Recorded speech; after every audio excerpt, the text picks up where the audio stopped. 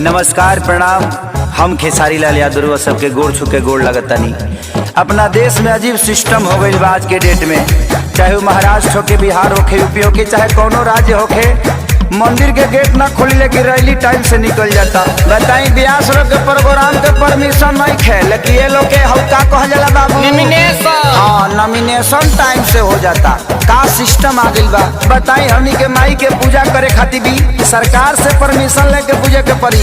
अब बताई कि खिसियाई कि ना खिसियाई करे ब्यास देवी की आज पंडाल ने खस लागे दे तो खिसियाई ना होई है कन्फ्यूज माई देखी कहीं दादा संग मोतिया बमराइल जे बैठल प्रशासन दबी मैया जिंदाबाद जिंदाबाद जिंदाबाद होई है कन्फ्यूज माई देखी कहीं दादा संग मोतिया बमराइल जे बैठल प्रशासन जब नइखे परमिशन माई के आसन के त कैसे छूट मिलल बा नेता लोग के भाषण के कैसे छूट मिलल बा नेता लोग के भाषण के दबी मैया जिंदाबाद जिंदाबाद जिंदाबाद अरे भैया जिंदाबाद जिंदाबाद जिंदाबाद अड़हुल फुलवा कहाँ चढ़ेगा लाल चुनरी कहाँ चढ़ेगा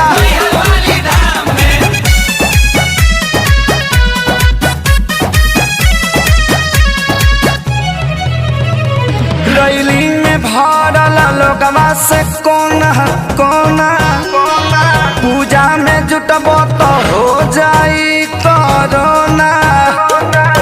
भांग खा के कानून बनावत रहलो।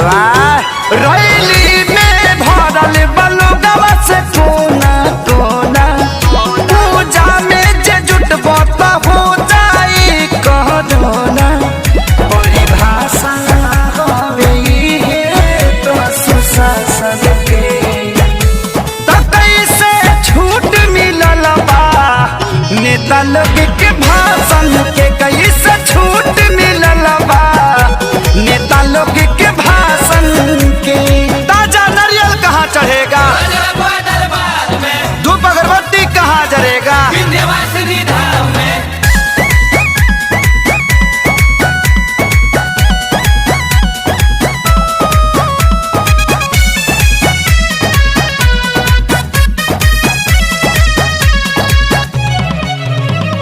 सोनू विकास बाना से पलो लागल यादव राज कुंदन सरकार भइल बा पागल। सोनू विकास बाना से पलो लागल यादव राज कुंदन सरकार भइल बा पागल। दुनिया बाके सारी